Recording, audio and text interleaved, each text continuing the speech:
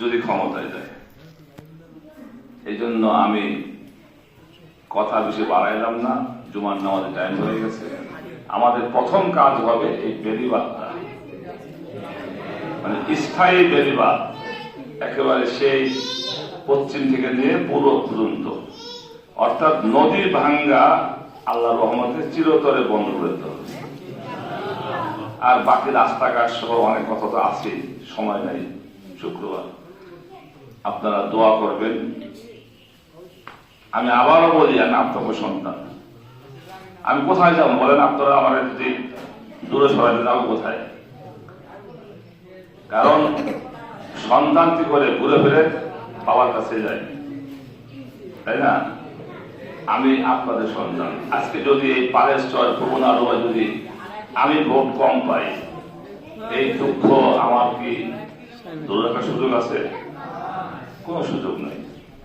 এই জন্য আমি মনে করি, যেটা মেম্বার সাহেব বলছেন, দল মত বুঝি না, আমাদের এলাকার সন্তান এলাকার কিছু রক্ষা করতে হবে।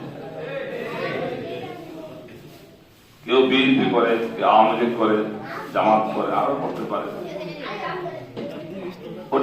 ওটা চিন্তা না করে যে আমাদের এলাকার ছেলে, অতএব আমরা তাদেরকে জয়ী করব, আমরা পরামর্শ করে আমাদের এলাকার উন্নয়ন কার্যক্রম করব। কারো কাছে যাওয়া লাগবে ইনশাআল্লাহ।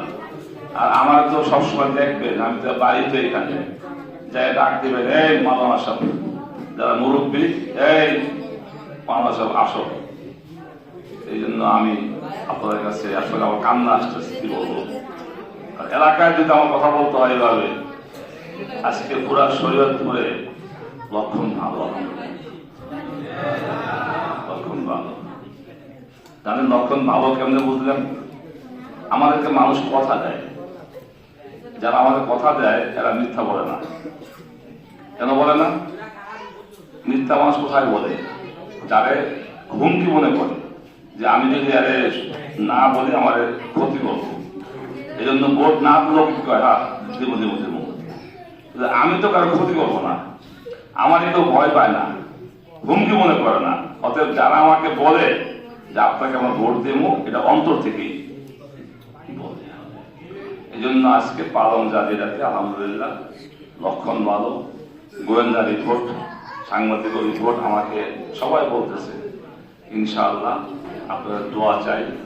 আপনারা যদি দয়া করে এলাকার সবাই একজোট হয়ে যান, যে আমরা দলমত বুঝি না, আমাদের এলাকার ছেলে, আমরা তার সাথে আছি। এই জন্য আমি সবার কাছে আহ্বান রেখে এবং 12 তারিখে রিক্সা মার্কার জন্য মুসলিম পড়ছে অনিশ্চিত দোয়া চাইলাম। আপনারা সকলে দোয়া করবেন, আর এলাকার ইজ্জত কিভাবে রাখতে হয় সেটা আপনারা রাখবেন। আমি এই বলে বক্তব্য শেষ করছি।